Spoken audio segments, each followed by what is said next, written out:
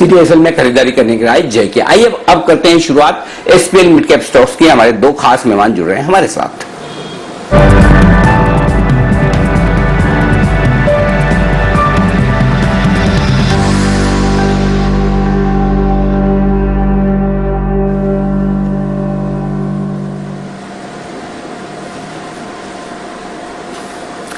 राजेश पालिया साहब और साथ ही सिद्धार्थ सेदानी साहब आज के हमारे दोनों खास मेहमान। आप दोनों का स्वागत है। शुरुआत कीजिए राजेश जी, आप अपनी लॉन्ग टर्म पिक के साथ। गुड मॉर्निंग अनिल जी, और पहले मैं सभी को बधाई देना चाहूंगा। ऑल टाइम हाई आज हमने हिट किया दोनों इंडाइसेस पे, तो सभी व्यूअर्स को बधाई और सभी पैनलिस्ट को भी बधाई। मार्केट एक नया ऊंचाई पे ट्रेड कर रहा है और फेस्टिवल सीजन में इस तरीके का मूव मार्केट में आया तो एक डबल खुशी सभी के लिए है। तो सभी को बहुत बहुत बधाई इस नए ऑल टाइम हाई की। तो अनिल जी, आज जो पहला पिक रहेगा लॉन्ग टर्म के हिसाब से वो रहेगा कैमलिन फाइन। ये स्टॉक में हम देखें तो पिछले कुछ दिनों में एक करेक्टिव मूव हमने स्टॉक में देखने को मिला और स्टॉक ने एक बेस बनाया 90 और 95 की रेंज में। और जिस तरीके से स्टॉक ने बेस बनाने के बाद रिवर्सल दिया लास्ट वीक, काफी अच्छा बाइंग एक्शन देखने को मिला है। स्टॉक का जो लॉन्ग टर्म सेटअप है वो पॉजिटिव है। स्टॉक में अगर हम फॉर्मेशन की बात करें तो एक इसमें वी शेप रिकवरी हुई थी और वो वी शेप रिकवरी में इसने जो प्रीवियस स्विंग हाई थे उसके ब्रेकआउट दिए थे। तो हमें लगता है ये स्टॉक में यहाँ से बाय करना चाहिए, एक्यूमुलेट करें। अगर कोई करेक्टिव एक्शन भी आती तो 108 102 ये एक रेंज में एक्यूमुलेट करें। 95 का स्टॉप लॉस रखें। टारगेट जो लगता है लॉन्ग टर्म के हिसाब से वो 140 से 150 तक आते हुए दिखना चाहिए। तो कैमलिन फाइन बाय करने की सलाह रहेगी लॉन्ग टर्म पिक के साथ। तो ये है आपके लिए कैमलिन फाइन केमिकल्स, खरीदारी करें 95 रुपए के स्टॉप लॉस के साथ 140 और 150 के टारगेट के लिए। और हमें याद है 90 92 93 रुपए के आसपास, 95 के आसपास जो भी होगा, 95 के आसपास हमने इसे मालामाल वीकली के तौर पर भी आपको रिकमेंड किया था कि ये एक बेहतरीन स्टॉक है जिसे मालामाल वीकली के तौर पर आपको इन्वेस्टमेंट के नजरिए से देखना चाहिए। वहां से 120 रुपए तक की यात्रा भी की और वापस अब मजबूत होता हुआ दिख रहा है, खरीदारी करने की राय। सिद्धार्थ जी, गुड मॉर्निंग, आपका long term pick. Good morning Anil ji, good morning Deepanshu. आतिशबाजी चालू हो गई है दिवाली के 4-5 दिन पहले ही मार्केट्स में, और एक स्टॉक जो लॉन्ग टर्म पर्सपेक्टिव से जो लाया हूं, जो मैं पहले भी लाया था, टारगेट अचीव हो गए, दोबारा लेके आया हूं, और वो है हाइकल। हाइकल को खरीदना चाहिए। बहुत ही बेहतरीन फार्मा एपीआई कंपनी और क्रॉप प्रोटेक्शन दोनों बिजनेस में है। क्रॉप प्रोटेक्शन की बात करें तो कॉन्ट्रैक्ट मैन्युफैक्चरिंग, स्पेशलिटी केमिकल में भी कुछ एक प्रोडक्ट ऐसे हैं जिसमें वो लीडर है और जापान में एक्सपोर्ट होते हैं। साथ ही साथ फार्मा एपीआई का बिजनेस बहुत शानदार है। बैंगलोर के यूनिट में और भी एक्सपेंशन होने वाले हैं। अगर देखा जाए तो 34% का रेवेन्यू ग्रोथ दूसरे तिमाही के नतीजों में फार्मा एपीआई का बिजनेस से देखने मिला है। हाइकल बहुत ही बेहतरीन कंपनी, मिड कैप श्रेणी में, फार्मा एपीआई और क्रॉप प्रोटेक्शन में जरूर खरीदे 211 के टारगेट के।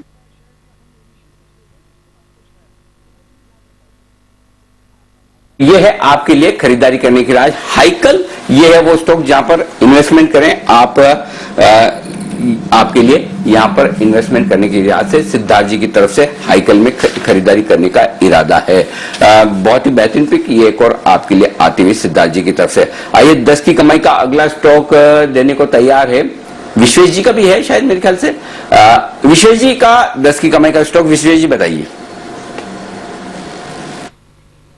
देखिए अनिल जी, स्टॉक जो है वो स्टॉक का नाम है कीरी इंडस्ट्री, और कीरी इंडस्ट्रीज अभी कैश में चल रहा है 485 के आसपास। देखिए मैं काफी टाइम से स्टॉक को ट्रैक करता हूं और रिसेंटली स्टॉक के अंदर में जो एक अच्छी चीज हुई है कि स्टॉक ऑलमोस्ट 600 के ऊपर गया था और 600 के लेवल से ये करेक्ट होकर सीधा मेरे हिसाब से 400 तक आ गया था।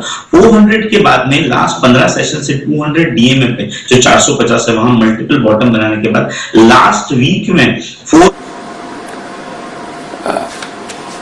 ओके, विश्वेश जी का ऑडियो शायद कट गया है। हम फिर से उनसे संपर्क करने की कोशिश करेंगे, लेकिन आइए बढ़ते आगे। तब तक एसपीएल मिड कैप स्टॉक्स में कुछ और बेहतरीन शेयर हैं जो ले लिए जाए। पोजिशनल पिक के तौर पर राजेश जी आपका स्टॉक बताएं सर, कौन सा स्टॉक आपने चुना है? जी हाँ अनिल जी, तो पोजिशनल पिक में मैं बैंकिंग सेक्टर से एक मिडकैप बैंक को यहाँ पे रिकमेंड करना चाहूंगा, वो है सीएसबी कैथोलिक सीरियन बैंक। ये स्टॉक का अगर हम सेटअप देखें तो स्टॉक ने पिछले 8 से 10 वीक एक रेंज में कंसोलिडेशन किया है। लास्ट वीक में रेंज का ब्रेकआउट ऑलरेडी देखने को मिला है, 240 के आसपास ये ब्रेकआउट हुआ था वीकली कंसोलिडेशन का। स्टॉक सारे इंपॉर्टेंट मूविंग एवरेज के ऊपर ट्रेड कर रहा है, और जिस तरीके का फॉर्मेशन है स्टॉक में, हमें लगता है इसको अगर पोजिशनल बेसिस पे बाय एंड एक्यूमुलेट किया जाए तो ये स्टॉक में काफी अच्छे रिटर्न यहाँ से आते हुए दिखना चाहिए। 285 से 290 हम यहाँ से टारगेट प्रोजेक्ट कर रहे हैं पोजिशनल बेसिस पे। करंट लेवल पे ये ट्रेड कर रहा है 256 के आसपास, 256 247 ये बाय रेंज रिकमेंड करेंगे। 240 के स्टॉप लॉस से ये स्टॉक को बाय करें पोजिशनल बेसिस पे, 290 तक के टारगेट आते हुए दिखना चाहिए। अनिल जी, लास्ट वीक का एक अपडेट दे दूं, हमने Navin Fluorine last week mid cap में शॉर्ट टर्म पिक के हिसाब से रिकमेंड किया था 2200 के आसपास। स्टॉक करीब 2500 के ऊपर ट्रेड कर रहा है, तो उसके टारगेट अचीव हो चुके हैं। पोजिशनल बेसिस पे हमने मास्टेक रिकमेंड किया था करीब 875 के आसपास। स्टॉक ने 950 का हाई लगाया है, हमारे टारगेट 950 960 तक के हैं, तो जिनकी भी पोजीशन है उसमें भी होल्ड रखें। मास्टेक भी यहाँ से काफी प्रॉमिसिंग लग रहा है, हमें लगता है और भी यहाँ से हाई साइड के टारगेट आते हुए दिखना चाहिए। ओके, तो सीएसबी बैंक यहां पर आपको रखनी है नजर। और जैसे कि हसीन साहब भी बोल रहे थे, अनिल जी ने भी आपको कहा है कि बैंक्स फाइनेंशियल्स यहां पर तेजी है, और अब फ्रंटलाइन के बाद जो second tier third tier banks हैं वहां पर भी एक्शन बढ़ते हुए दिख सकता है। नास्टेक पर पालवे साहब के टारगेट्स आते हुए दिख रहे हैं, पर मार्केट्स में जबरदस्त तेजी बनी है, और हम आपको बता रहे हैं कि हाई से हाई तक मार्केट्स की चाल कैसी रही है, कौन से सेक्टर्स ने परफॉर्म किया है, कौन से स्टॉक्स हैं जो फोकस में आए हैं। आशीष सारी डिटेल्स के साथ तैयार है। आशीष बताइए, हाई से हाई तक जर्नी कैसी रही है? बिल्कुल दीपांशु, अगर आप देखें तो आज इंडाइसेस ने दोनों ने जो है निफ्टी सेंसेक्स ने ऑल टाइम हाई को टच किया, और इस रैली को अगर आप क्लोजली वॉच करके देखेंगे तो सबसे ज्यादा पार्टिसिपेशन, इनफैक्ट ज्यादातर जो पार्टिसिपेशन है वो आपको फार्मा और आईटी स्टॉक्स में देखने को मिला। देखिए, निफ्टी फार्मा ने जनवरी 2020 को ही जो है 20 जन को ऑल टाइम हाई लगाया था, उसके बाद से निफ्टी फार्मा ने 41% का पॉजिटिव रिटर्न दिया है, आईटी सेक्टर ने 33% का रिटर्न दिया है। और निफ्टी के गेनर्स लूजर्स हम बाद में देखेंगे, लेकिन अन्य सेक्टर्स पर अगर नजर डालें तो अभी तक उतने प्रदर्शन देखा नहीं गया। अगर आप शुक्रवार की क्लोजिंग तक देखेंगे तो एफएमसीजी, ऑटो, एनर्जी, इंफ्रास्ट्रक्चर, ये सभी सेगमेंट अभी जो इंडाइसेस हैं सेक्टोरियल इंडाइसेस, इन्होंने अभी तक अपने ऑल टाइम हाई को टच नहीं किया। लगभग 4% की गिरावट यहां से देखी जा रही है। लेकिन बात करें अगर आप निफ्टी 50 के गेनर्स की, तो ज्यादातर जो कंट्रीब्यूशन है, जैसा कि मैंने कहा कि आपको फार्मा और आईटी स्टॉक्स के नाम देखने को मिलेंगे। डिविस लैब देखिए, शानदार 71% का उछाल देखा गया, सिप्ला 65%, डॉक्टर रेड्डी 60%, इन्फोसिस करीब 45% और एचसीएल टेक 44% की तेजी। लेकिन जो अंडर परफॉर्मेंस देखा गया पूरे बाजार में, अगर आप देखें तो सरकारी स्टॉक्स और खासतौर पर जो एनर्जी रिलेटेड है, ऑयल मार्केटिंग कंपनीज है, ऑयल एंड गैस डिस्ट्रीब्यूशन वाली कंपनीज है, वहां पर थोड़ा सा दबाव देखा गया है। ओएनजीसी 45% 20 जन से लेकर अब तक का नेगेटिव रिटर्न यहां पर देखने को मिला है। इंडसइंड बैंक 44%, कोल इंडिया 40%, बजाज फिनसर्व करीब 34%, और गेल में अगर आप देखें तो 33% की गिरावट देखने को मिली है। लेकिन मिड कैप स्टॉक्स ने भी अगर आप देखें तो शानदार प्रदर्शन किया है पूरी, अगर आप इस रैली को ध्यान से देखेंगे तो। और खासतौर पर अगर आप देखें कुछ सिलेक्टेड केमिकल स्पेस की कंपनीज हैं, जैसे नवीन फ्लोरिन 131% का रिटर्न दिया है, Ipca lab 92%, Escorts 80%, Vodafone idea 77%, सिंजन 74%। इसके अलावा कुछ लैगर्ड नाम्स भी हैं, यस बैंक देखिए, Canara bank, union bank, India bulls housing finance. लेकिन जर्नी शानदार है। अब देखना होगा कि जो सेक्टर्स ने प्रदर्शन अभी तक नहीं किया है, आगे कैसी चाल देखने की मिलेगी। ये है आपके लिए इस वक्त आप देख सकते हैं कि किस तरह का प्रदर्शन पिछले बार के लाइफ टाइम हाई से इस बार के लाइफ टाइम हाई में पहुंचा है। आइए न्यूज पर व्यूज सेगमेंट में आज हमारे साथ दो खास मेहमान हैं। पहले हम यूबीएल की बात करेंगे और उसके बाद शोभा लिमिटेड की भी। तो यूबीएल के टॉप मैनेजमेंट से करते हैं बातचीत न्यूज पर व्यूज में।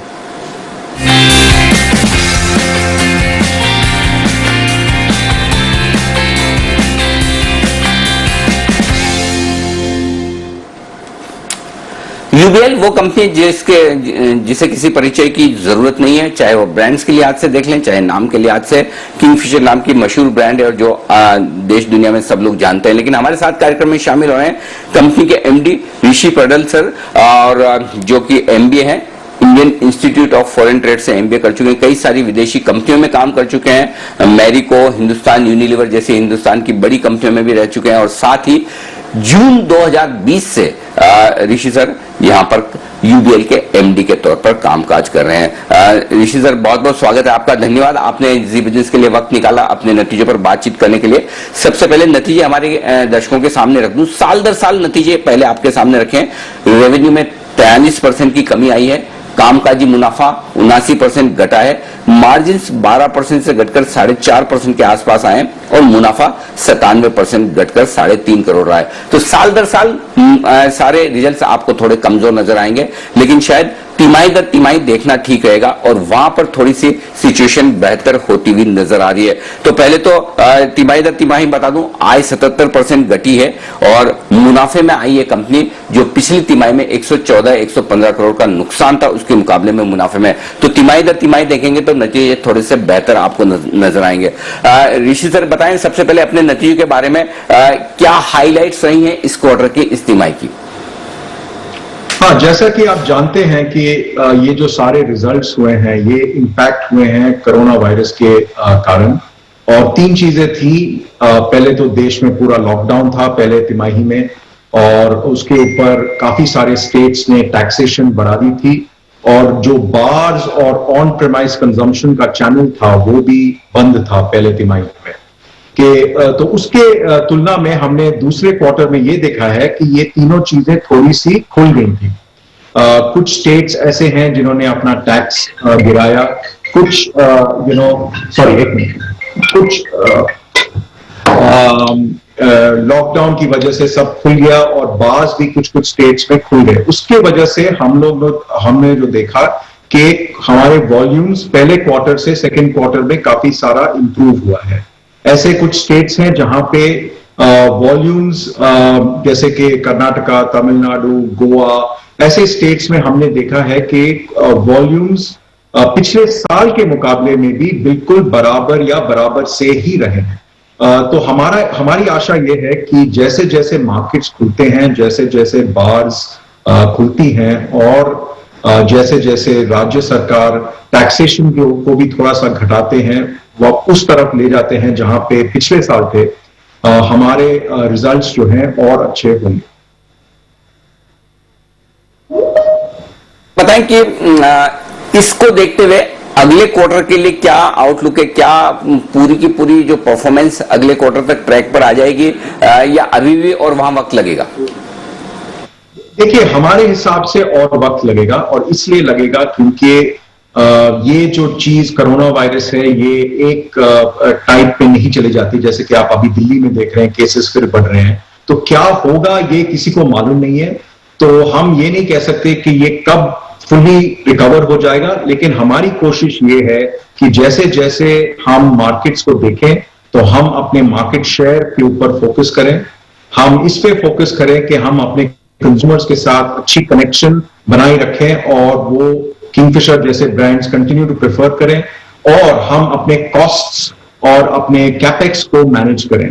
तो ये तीन चीजें जो है हमारा फोकस है, क्योंकि कोई भी नहीं कह सकता कि ये जो कोरोना वायरस है किस तरह से चलेगा, इसका वैक्सीन कब आएगा, और जब तक ये नहीं आता है तो ये रिकवरी लिनियर नहीं होगी। ये हमें इसको देखते हुए, इसका नया नॉर्मल मानते हुए अपने ऑपरेशंस को सिक्योर करना है।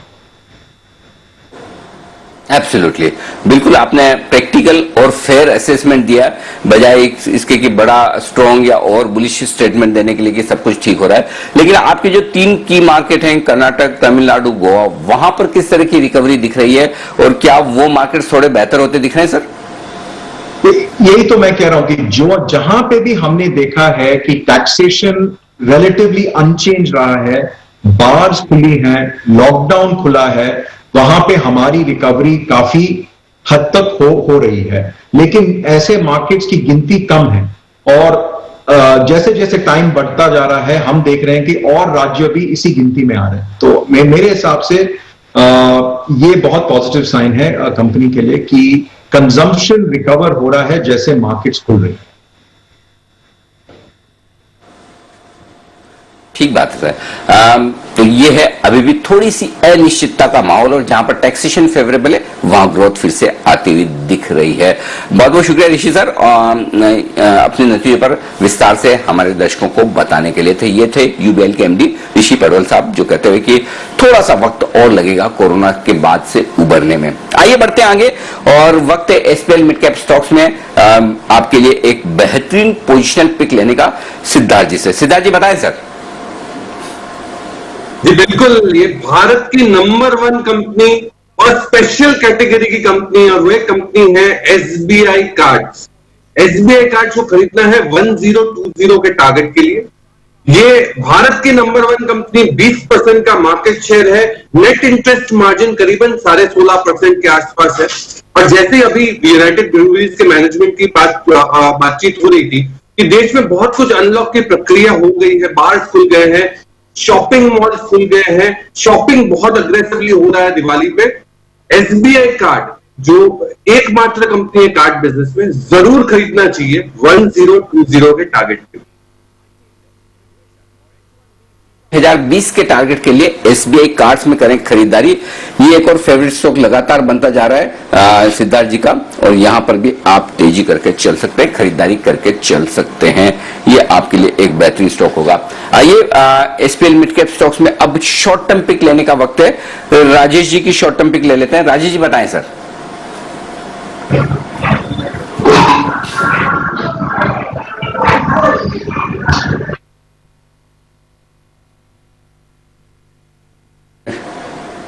ओके, थोड़ी सी ऑडियो में दिक्कत है, हम फिर से उनसे कनेक्ट करने की कोशिश करेंगे।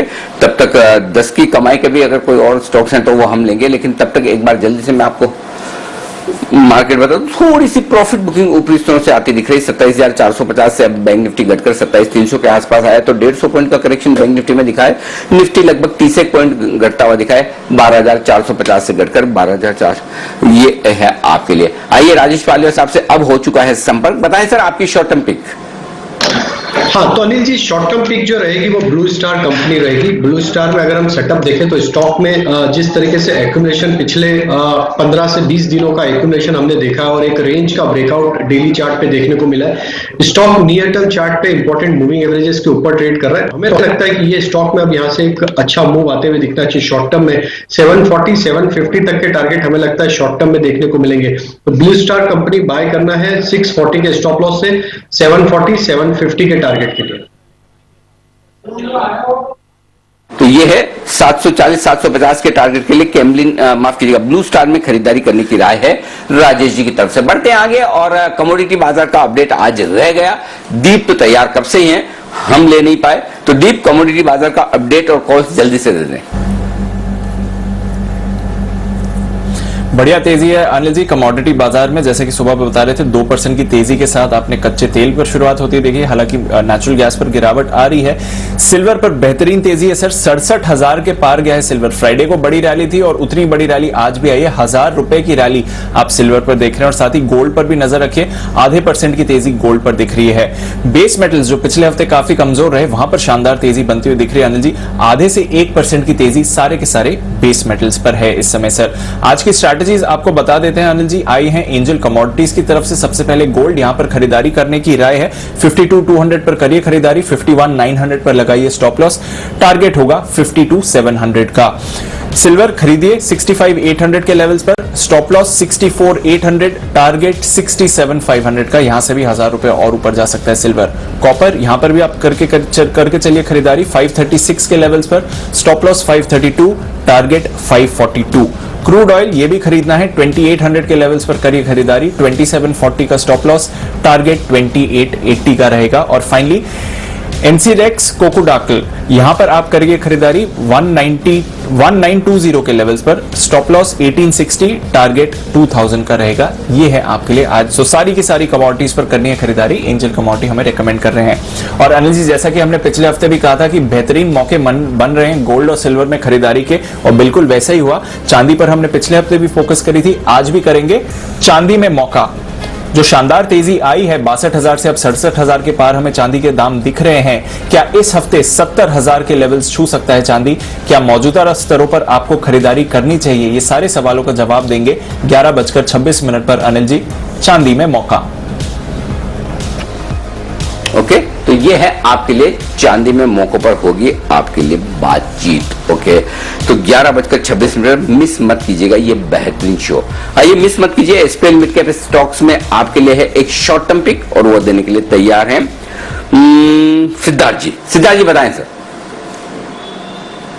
जी बिल्कुल Anil ji, short term pick में केमिकल कंपनी से और वो भी स्पेशलिटी केमिकल से एक कंपनी लेके आया हूं, वो है आरती इंडस्ट्रीज। आरती इंडस्ट्रीज में कई बार रेकमेंड कर चुका हूं पहले भी। 1200 के टारगेट से जरूर खरीदना चाहिए आरती इंडस्ट्रीज को। बेंजीन बेस्ड केमिकल इंडस्ट्री है, 2400 करोड़ का कैपेसिटी एक्सपेंशन है आने वाले टाइम में। साथ ही साथ अगर देखा जाए तो ये कंपनी के मार्जिन वगैरह बहुत इंप्रूव हो रहे हैं, यूएस बिजनेस इंप्रूव हो रहा है। आरती इंडस्ट्रीज को शॉर्ट टर्म पर्सपेक्टिव से जरूर खरीद सकते हैं 1200 के टारगेट के लिए। तो के टारगेट के लिए आरती इंडस्ट्रीज यहां पर आपको करके चलनी है खरीदारी। ये है सिद्धार्थ जी की पिक। इस समय दिवाली का मौका है। हर रोज हम आपको ब्रोकरेजेस की तरफ से जो बेहतरीन दिवाली पिक्स हैं उनके बारे में बताते हैं। तो आइए देख लेते हैं आज ब्रोकरेज की तरफ से दिवाली की क्या रिकमेंडेशंस हैं।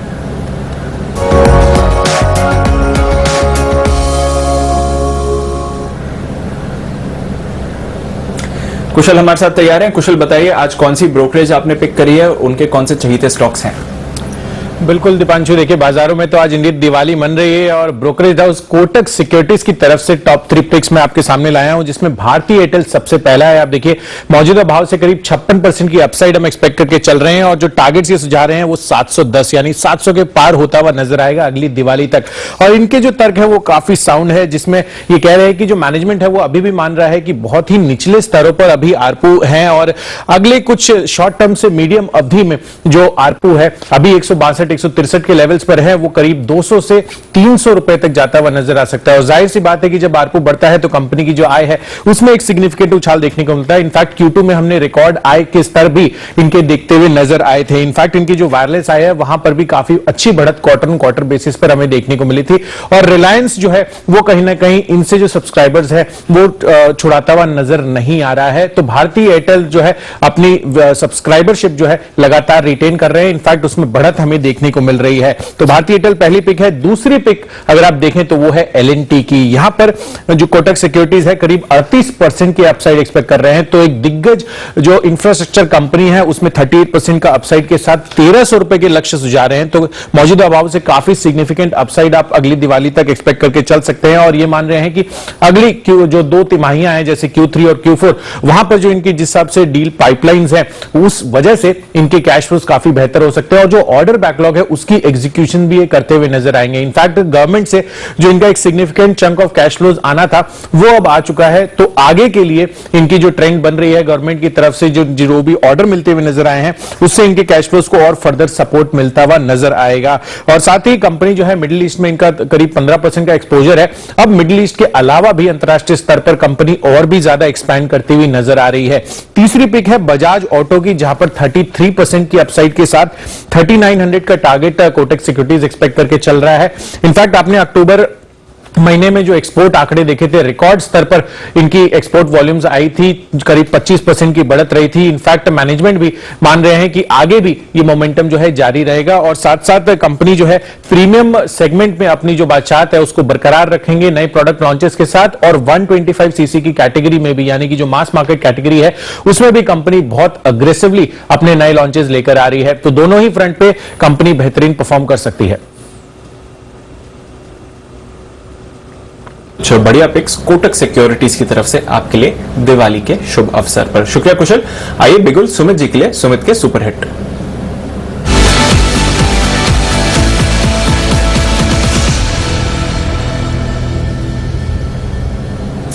बताएं सुमित जी। तो आयशर मोटर्स में ब्रेकआउट है 2184 के आसपास स्टॉक अभी ट्रेड कर रहा है। आयशर मोटर में यहां से एक अच्छा अपसाइड मूव देखने को मिल सकता है। तो आयशर मोटर में 2200 वाला 72-73 रुपए पे अभी ट्रेड हो रहा है, इसको लेने का सलाह रहेगा। आयशर मोटर्स का 2200 वाला कॉल अभी सीएमपी पे लेने का सलाह रहेगा। आयशर मोटर्स में मेरे को लग रहा है कि यहां से एक अच्छा अपसाइड मूव देखने को मिलेगा। लास्ट 3 दिन से धीरे धीरे करके तेजी दिखा रहा है। अभी बॉलिंगर बैंड का मिडल बैंड ये क्रॉस करके कल का हाई के ऊपर ये सस्टेन कर रहा है, तो मेरे को लग रहा है कि 2200 का लेवल जैसे ही क्रॉस करेगा तो 2240 से लेके 2260 रुपए तक का मूव इसी हफ्ते में आयशर मोटर्स में देखने को मिलना चाहिए। तो आयशर मोटर्स में यहाँ पे खरीदारी करके चलने का सलाह रहेगा। 2200 का कॉल में यहाँ पे सीएमपी पे पोजीशन ले सकते हैं। नीचे में 54 रुपए का स्टॉप लॉस लगाना है, ऊपर में 90 रुपए से लेकर 100 रुपए तक के टारगेट देखने को मिलने चाहिए। Buy Eicher Motor 2200 call at CMP, stop loss 54, target ऊपर में 90 रुपए से लेकर 100 रुपए तक के इसी हफ्ते के होंगे। से 100 रुपए के टारगेट के लिए खरीदारी करें आयशर मोटर्स का 2200 का कॉल ऑप्शन। ये है राय सुमित जी की तरफ से आपके लिए। बढ़ते आगे, आइए कुणाल जी राकेश जी के लिए चार्ट कॉर्नर का बिगुल।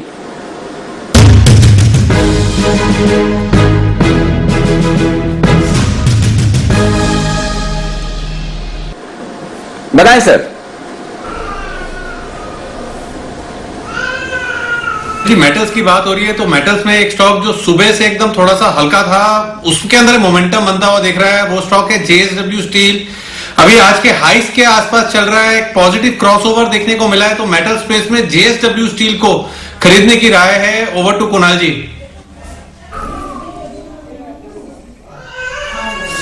अरे जी देखिए, अभी पिछले महीने स्टॉक ने एक हाई लगाया था 323 रुपए का, जो इसका लाइफ टाइम हाई था। आज के ट्रेड में हम देख रहे हैं कि उस लेवल के ऊपर ये स्टॉक टिक गया है, उसके ऊपर निकला है, लाइफ टाइम हाई पर स्टॉक ट्रेड कर रहा है। एक बड़ा ब्रेकआउट यहां पर चार्ट पर आता हुआ दिख रहा है। ये स्टॉक सरपट दौड़ लगाने के लिए तैयार है। इन स्तरों पर बाय करके चलें। 327 रुपए पर, 327 पर ब्रेकआउट लेवल के आसपास एक स्टॉप लॉस रख लें। पहला टारगेट 342 रुपए का 342 का, और दूसरा टारगेट 347 रुपए का 347 का होगा। बाय करना है जेएसडब्ल्यू स्टील को। जेएसडब्ल्यू स्टील में करें खरीदारी 342 347 के टारगेट के लिए। और अगला बिगुल है आपके लिए, और वो है विश्वेश जी का। विश्वेश का विशेष।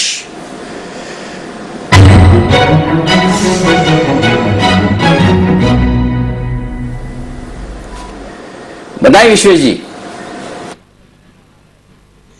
अनिल जी, स्टॉक काफी ही अच्छी कैटेगरी से है। इनके जो पेरेंट ग्रुप है वो भी बहुत अच्छे बड़े नाम है, और स्टॉक आफ्टर अ वाइल बड़े कंसोलिडेशन से निकल रहा है। स्टॉक का नाम है HDFC AMC, करीबन 2480 के आसपास चल रहा है। कैश का स्टॉक है, और आफ्टर ऑलमोस्ट 4-5 मंथ्स, इनफैक्ट अप्रैल के बाद में पहली बार स्टॉक अपने 200 DMA के ऊपर जा रहा है। मुझे ऐसा लग रहा है ये स्टॉक यहाँ से 400 या 500 रुपए की बहुत शानदार तेजी कर सकता है। तो आपको बाय करना है और होल्ड करना होगा। स्टॉप लॉस 2400 रुपए का है, जो 8% का स्टॉप लॉस होता है, करंट लेवल पे कैलकुलेट करें। और मुझे लग रहा है जिस हिसाब से स्टॉक के अंदर मोमेंटम है, जिस हिसाब से लार्ज कंसोलिडेशन से निकल रहा है, जिस पेडिग्री की कंपनी है, ऑल टाइम हाई के आसपास है, और म्यूचुअल फंड स्टॉक अभी चलना शुरू नहीं है, तो logic is very simple. Market rally कर गए हैं लेकिन एएमसी रैली नहीं किया है। HDFC AMC खरीदना है करंट लेवल पे 2400 का स्टॉप लॉस रखिए क्लोजिंग बेसिस के ऊपर, और 2800 रुपए का टारगेट होगा। हम इसको रिव्यू करेंगे, टाइम फ्रेम रहेगा 1 से 2 महीने का।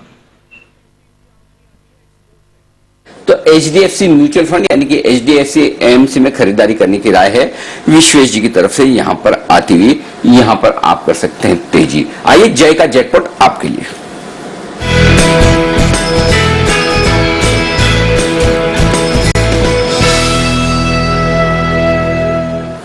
बताएं जय। अनिल जी, खरीद कर चलना है at the money call option Petronet का। पेट्रोनेट करीब 234 के आसपास ट्रेड कर रहा है, और हमें खरीदना है 235 का कॉल ऑप्शन, जो करीब अभी 5 रुपए 10 पैसे 5 रुपए 40 पैसे की रेंज में मिल रहा है। मतलब करीब करीब आपकी एवरेज हो जाएगी 5, 20, 25 की। इसको खरीद कर चलना है जी। स्टॉप लॉस यहाँ पे रखना है हमें नीचे में 3 रुपए 80 पैसे का। पहला टारगेट जो ऊपर में बन रहा है वो है 8.5 रुपए का 8.50। सेकंड टारगेट बनेगा 10 रुपए का exactly. Anil ji, Petronet LNG में क्लियरली एक फॉलिंग चैनल में से हमें ब्रेकआउट देखने मिल रहा है। इसके मोमेंटम इंडिकेटर्स में फिर से एक शॉर्ट टर्म में एक अच्छा बाय क्रॉसओवर देखने मिल रहा है, और मुझे ऐसा लग रहा है कि ये स्टॉक में पहले जो एक मूव था वो एक क्लियरली एक काइंड ऑफ इंपल्सिव मूव था। उसके बाद ये स्टॉक में एक थोड़ा करेक्टिव मूव हमें देखने मिला, और ये स्टॉक में जो रिट्रेसमेंट एनर्जी हमें देखने मिला था लगभग 61% आया था, और एग्जैक्टली 61% के रिट्रेसमेंट के बाद ये स्टॉक में फिर से ब्रेकआउट ऊपर की ओर आया है। मुझे ऐसा लग रहा है कि मिनिमम ऊपर के टारगेट जो बनकर आएंगे ये स्टॉक के लगभग रहेंगे 245 से 50 के, तो वो टारगेट से मैं देख रहा हूँ गोइंग फॉरवर्ड। इसीलिए 235 का कॉल ऑप्शन बाय करने की मेरी रिकमेंडेशन है। ये है आपके लिए राय इस वक्त आती हुई। पेट्रोनेट एलएनजी का 235 रुपए वाला कॉल ऑप्शन आपको खरीदना है 5.25 रुपए के आसपास। 3.80 का लगाइएगा स्टॉप लॉस। माफ कीजिएगा 8.5 और 10 रुपए के टारगेट के लिए जय की तरफ से खरीदारी करने की राय। 10 की कमाई का एक बेहतरीन स्टॉक देने की तैयारी है सिद्धार्थ सैदानी साहब की, लेकिन सिद्धार्थ जी करेंगे थोड़ा सा इंतजार, क्योंकि एस फॉर सिद्धार्थ जी और एस फॉर शोभा लिमिटेड, एक बेहतरीन रियल एस्टेट कंपनी शोभा लिमिटेड हमारे साथ जुड़ रहे हैं टॉप मैनेजमेंट। वक्त है न्यूज पर यूज सेगमेंट का।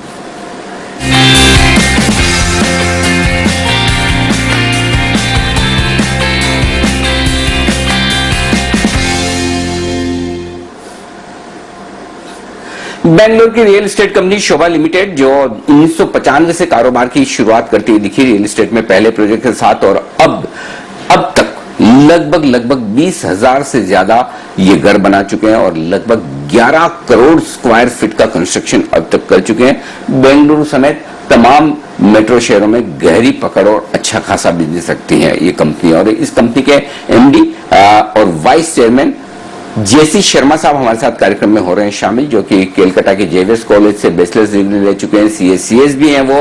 और यही वजह कि चाहे वो फाइनेंस का मामला हो, लैंड एक्विजिशन का या लीगल का कामकाज हो, बहुत बखूबी वो संभाल रहे हैं। और 2001 से शोभा लिमिटेड के साथ जुड़े हैं और 35 सालों का रखते हैं गहरा अनुभव भी। शर्मा साहब बहुत बहुत स्वागत है आपका, धन्यवाद आपका वक्त निकाला आपने जी बिजनेस के लिए और अपने नतीजों पर बातचीत करने के लिए। पहले नतीजे हमारे दर्शकों के सामने रख दूं, साल दर साल देखेंगे तो जैसा कि आपको उम्मीद है ही और डर है ही कि नतीजे आपको कमजोर नजर आएंगे।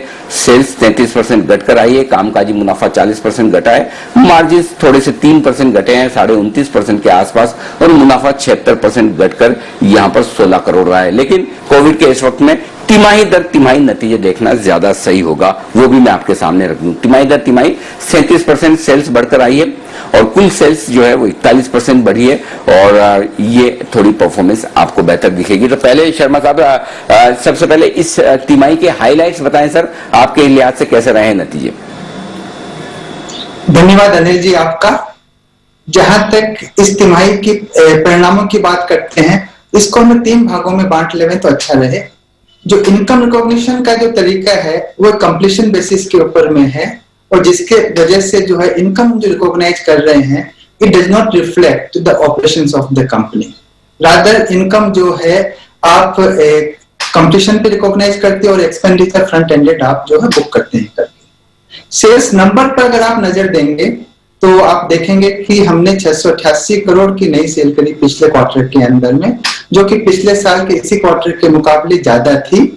और उसका परिणाम है कि उस सेल से और उससे पिछले क्वार्टर की सेल से हमारे जो कलेक्शंस है पिछले क्वार्टर के अंदर में रियल एस्टेट के, वो 500 करोड़ से अधिक हमने कलेक्ट कर पाए, जो कि एवरेज कलेक्शन के 85% के आसपास में आ गए।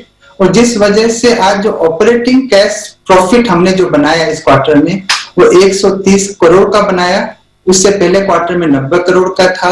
और ये रन रेट जो है हमारे अगर हाफ ईयर की देखेंगे ऑपरेटिंग प्रॉफिट की वर्सेस पिछले साल सेम हाफ ईयर, तो हमने आज नेगेटिव ऑपरेटिंग कैश फ्लो से पॉजिटिव कैश फ्लो के अंदर में 222 करोड़ रुपया का जो है एक की सरप्लस जनरेट किया।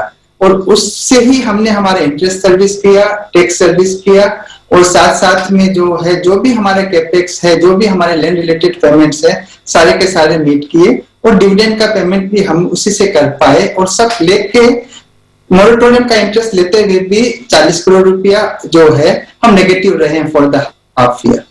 गोइंग फॉरवर्ड आल्सो अगर आप देखेंगे तो रियल एस्टेट के अंदर में कंसोलिडेशन सबको दिख रहा है, और उस वजह से जो थर्ड क्वार्टर के जो पहले महीने की जो परफॉर्मेंस को हम देख पा रहे हैं, उससे हम कह सकते हैं कि सेकेंड हाफ न केवल हमारा पिछले 6 महीने से अच्छा रहेगा इस साल का, बल्कि हम आश्चर्य नहीं करेंगे कि पिछले साल इसी 6 महीने के क्वार्टर के मुकाबले इस साल का 6 क्वार्टर जो है न्यू सेल्स के अंदर में बेहतर रहेगा। मार्जिन्स के अंदर में भी हमारा मानना है कि हमने जो है एक कोर मार्जिन्स बना के रखे हैं, चूंकि इनकम रिकॉग्निशन कम हो रही है और जो हमारे मार्केटिंग कॉस्ट है, सैलरी कॉस्ट है, सारे के सारे हमें जो अब्जॉर्ब करने पड़ रहे हैं, इसलिए एक बार पीबीटी पे थोड़ी सी तकलीफ है, लेकिन कैश फ्लो सही आते रहेंगे और इसका परिणाम जो है आने वाले क्वार्टर्स में इनकम में भी दिखेगा। ऐसा हमारा मानना है। हम आश्वस्त हैं और हम कॉन्फिडेंट हैं कि जिस तरह से ऑटोमोबाइल सेक्टर में रिवाइवल हुआ है, रेजिडेंशियल स्पेस के अंदर में सिग्निफिकेंट जो लार्ज प्लेयर्स सब सिटीज में हैं, they have all started doing well across all categories, across all price points. बिल्कुल गजब का कॉन्फिडेंस आपकी कमेंट्री में दिख रहा है और आत्मविश्वास भी कि आने वाली तिमाहियां थोड़ी और बेहतर होगी, ये आपको साफ नजर आ रहा है। लेकिन ये बताएं सर कि इतनी तेज डिमांड आने की और इस कॉन्फिडेंस की वजह क्या है? मतलब अचानक से लोगों को घर खरीदने का मन क्यों हो रहा है? नहीं, ये सही बात है। अभी भी इंडिया को अगर आप देखोगे तो जिन्होंने अपने जॉब बचा के रखे हैं उनके लिए सबसे जो है स्वर्णिम अवसर है आज की तारीख में घर खरीदने का, क्योंकि इंटरेस्ट कॉस्ट लो है, घर से काम करना पड़ता है और उनको जरूर समझ में आ जाए कि अगर अपना घर हो जावे तो एक तरीके से जीवन भर की सिक्योरिटी हमारे को मिल जाती है, करकर है।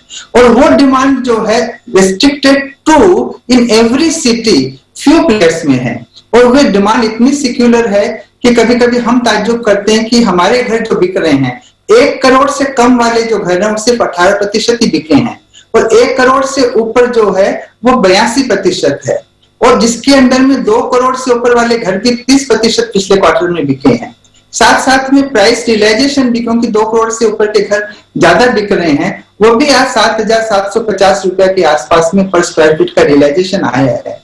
तो मैं मानता हूं कि ये इंडिया की ब्यूटी है कि ऐसे माहौल के अंदर में भी एक सिग्निफिकेंट नंबर ऑफ बायर्स जो है अवेलेबल है घर खरीदने के लिए, गाड़ी खरीदने के लिए, क्योंकि इंटरेस्ट रेट्स कम है और कोविड उनको मजबूर कर रही है इस तरह के कॉल को लेने के लिए।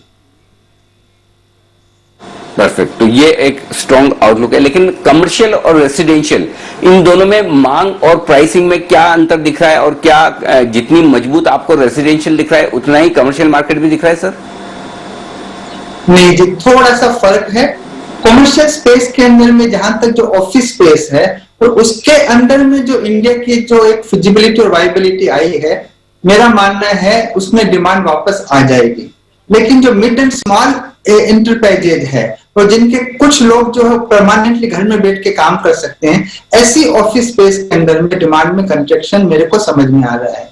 सिमिलरली रिटेल स्पेस जो है, जैसे जैसे डिजिटल का एक जो प्रादुर्भाव बढ़ रहा है, जैसे इंपोर्टेंस बढ़ रही है, उस वजह से रिटेल स्पेस के अंदर में जो है मेरे को समझ में आती है कि आने वाले समय में अभी भी टाइम लगेगा फुल रिकवरी को लेके। मल्टीप्लेक्सेस में भी वही हाल है, हमने खोल के भी वापस जो समझ में आता है कि बंद करना पड़ेगा। तो कमर्शियल साइड थोड़ी सी तकलीफ लगती है। रेसिडेंशियल साइड के अंदर में ओवरऑल डिमांड जो पिछले साल की थी, आने में शायद ये क्वार्टर काफी हद तक सपोर्ट करेगा, लेकिन फिर भी जो है एक सिक्युलर डिमांड सभी सिटीज के अंदर में अभी भी वेरी क्लियरली विजिबल है, जिस वजह से हम कह सकते हैं कि second half definitely should be significantly better than what we have achieved in the last year. धन्यवाद शर्मा साहब, आपने समय दिया और जी बिजनेस के दर्शकों से अपने नतीजों पर विस्तार से बातचीत की और आगे आने वाली तिमाहियों के लिए, इस त्योहारी सीजन के लिए आपको बहुत बहुत शुभकामनाएं। दमदार सेल्स हो आपकी, ये हमारी शुभकामनाएं और दिवाली की भी आपको ढेरों शुभकामनाएं सर, आपकी टीम और पूरी कंपनी को। आइए, तो ये थी शोभा लिमिटेड के टॉप मैनेजमेंट बताते हुए कि आगे के लिए डिमांड आउटलुक है बेहद मजबूत और आगे चलते हुए कुछ और बेहतरीन खबरें आपको रियल एस्टेट सेक्टर से सुनने को मिलेगी। लेकिन आइए, कुछ और बेहतरीन सुनने को मिल रहा है और वो मिल रहा है सिद्धार्थ जी से भी और सुमित जी से भी। तो पहले यहाँ पर सुमित जी का सुपर हिट और उसके बाद सिद्धार्थ जी के लिए 10 की कमाई का बिगुल। तो सुमित जी बताएं, बिगुल सुमित जी के लिए।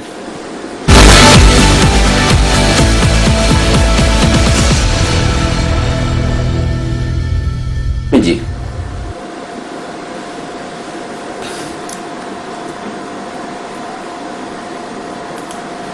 और सुमित जी से संपर्क नहीं रहा, लेकिन आइए 10 की कमाई का स्टॉक ले लेते हैं सिद्धार्थ जी से। सिद्धार्थ जी बताएं सर, आपकी 10 की कमाई का शेयर। जी बिल्कुल, आज जो 10 की कमाई का शेयर है वो एफएमसीजी स्पेस से है और ये कंपनी में रीस्ट्रक्चरिंग हुआ है। ये कंपनी है टाटा कंज्यूमर, पेरेंटेज स्ट्रॉन्ग और ब्रांड की बात करते हैं आप। ब्रांड जो है वो टाटा टी, टेटले, स्टारबक्स और साथ ही साथ हिमालय वाटर, इतने अच्छे अच्छे ब्रांड्स जो है। और ये जान के बहुत खुशी होगी कि वर्ल्ड की सबसे बड़ी सबसे सेकंड बिगेस्ट अगर टी ब्रांड हो वो टाटा टी है। तो मुझे लगता है कि टाटा ग्रुप की कंपनी टाटा कंज्यूमर बेहतरीन कंपनी जरूर खरीदे। दूसरे तिमाही के नतीजों में मार्जिन में बढ़ोतरी देखने मिली। एक चीज बहुत इंपॉर्टेंट है अनिल जी जो ध्यान देना चाहिए, ये कंपनी अपने कस्टमर रीच, आउटलेट रीच बढ़ाने का डबल करने की योजना कर रही है।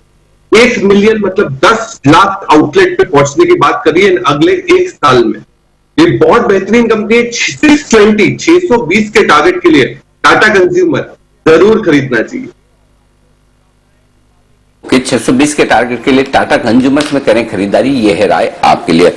और इस बीच अमेरिका के फ्यूचर्स और मजबूत होते दिख रहे हैं। लगभग 400 अंकों की तेजी अमेरिकी फ्यूचर्स में आपको नजर आएगी। तो डाउ फ्यूचर्स मजबूती के संकेत दे रहे हैं। भारतीय बाजार हल्की सी प्रॉफिट बुकिंग दिखा रहे हैं। ऊपरी स्तरों से बैंक निफ्टी लगभग 250 पॉइंट नीचे आया है 27,450 से 27,200 तक, और निफ्टी 50 एक पॉइंट नीचे आया। तो थोड़ी बहुत प्रॉफिट बुकिंग तो ऊपरी स्तरों पर होगी।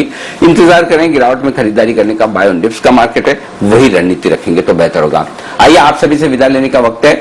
और लेकिन विदा लेने में मैं बता दूं, मैं आप लोगों के साथ बना रहूंगा, क्योंकि इस ब्रेक के उस पार आपके लिए समीर अरोड़ा साहब कार्यक्रम में शामिल हो रहे हैं, और उनसे हम अमेरिका के चुनाव के बाद की स्ट्रेटेजी पर, ग्लोबल मार्केट्स पर, भारतीय बाजारों पर, दिवाली से दिवाली तक ढेर सारी ऐसी बातें जिन पर करनी है उनसे बात और मुलाकात। तो मिस मत कीजिएगा। इसके बाद 11 बजे ये स्पेशल शो आधा घंटे का, मेरी मुलाकात समीर अरोड़ा साहब के साथ। लेकिन उससे पहले आप सभी से विदा लेने का वक्त है। सबसे निवेदन है, पहले तो धन्यवाद आपको दे दूं, कुणाल जी, राकेश जी, वागले साहब, जय, सुमित जी, सिद्धार्थ जी, राजेश जी, विश्वेश जी, आप सबका बहुत बहुत शुक्रिया वक्त निकालने के लिए।